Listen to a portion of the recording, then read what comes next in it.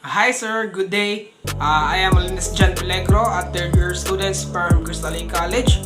Uh, my section is Butylgis. And today I'm going to make a video presentation for my final project for Contemporary World. So first, I'm going to discuss about the important lesson learned in the contemporary world. So as a student, developing critical thinking, adaptability, and ethical awareness is very essential for personal growth and success in ever-changing global society. So that's for as a student. Next is as a future seafarer. So it is important to develop critical skills, physical fitness, and deep understanding of maritime safety and procedures. Next is as a global citizen. As a global citizen, it is essential to cultivate empathy, what we call the cultural awareness and sense of responsibility toward global issues. So that's all for the lesson learned in the contemporary world. Next is favorite and less favorite topics. So first is the favorite topics. All I can say is very good. No comment for that because I know that Sir Mao is very good in teaching. They use the strategy in how they get the attention of the students. So also for the less favorite lesson, I have no comment because Sir Mao is very good in discussion and how he delivered the message or the topics.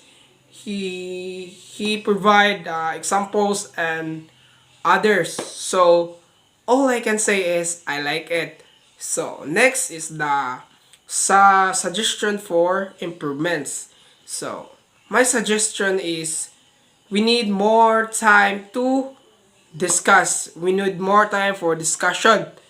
Maybe we need 2 hours for discussion because I believe that contemporary world is very what we call the we need more time. We need more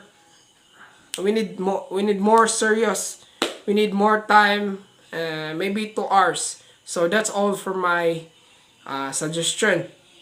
So feedback about the instructor, Sir Mao. Sir Mao is very what we call the funny. They get the attention of the students. Uh, they he work hard. He like to uh, focus on the topics. That's all for the feedbacks. So next, let's go to the parting message. So for Crystal Lake College, not only the knowledge I've gained, but also the values of integrity, perseverance, and compassions. Thank you, Crystal Lake College. Next, for my classmates, um, the friendship and memories I've shared with my classmates will remain valuable part of my journey. All I can say is good luck and never forget the power of connection. So, next is for Sir Maurice Brian Rosalinda. So, this is the important part of this video presentation.